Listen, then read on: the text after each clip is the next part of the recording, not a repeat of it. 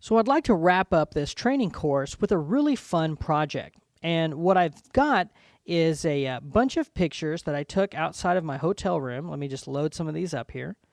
And this was on a recent trip to Las Vegas. And I essentially just stood at my hotel room, grabbed my little point-and-shoot camera, and I just started taking pictures. And I essentially tried to hold the camera level and just went around the kind of just pointed in different directions and shot all the way around my hotel room. Now, what I'd like to do is ask Photoshop to use a special automation script called Photo Merge to merge all of those images together. So we'll go to File, Automate, down to Photo Merge, and it will bring up this little dialog box, and it'll say, okay, what do we want to use? We want to use a folder of images, we want to use certain files. I like to use files. It's just the way I like to work. And in your source images, you have a folder called Pano for panoramic. We're just going to select all of these images and say OK. So that's going to load everything in. We're going to leave our layout as auto, kind of default settings. And we're going to say, you know what, blend these images together. So with that done, we're just going to say OK and let this process all of this data.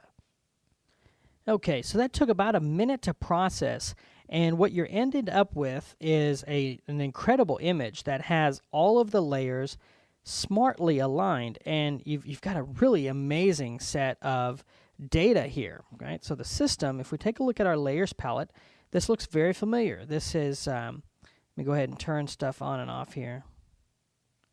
You can see buildings that appear and disappear, and what Photoshop actually did was it aligned this picture and said, okay, this particular shot would fit perfectly just like in this little puzzle piece section here.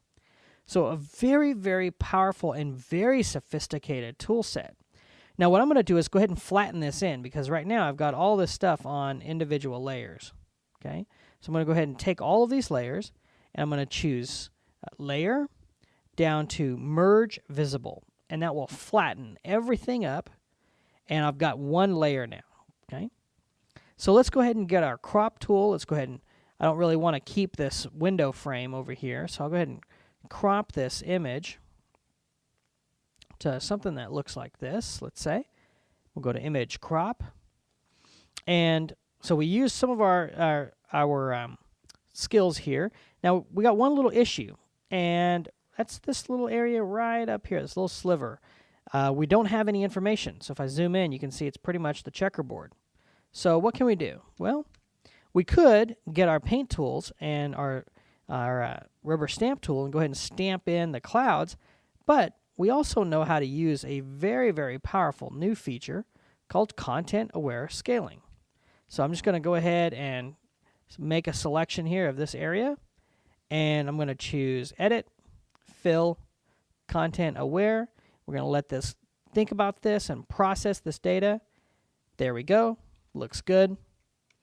And when we zoom out, I got a beautiful sky, and what more could I ask for? It's a lot of fun, right? We haven't done many clicks, and we got a really cool image from something that I just shot handheld with a little point-and-shoot camera outside my window.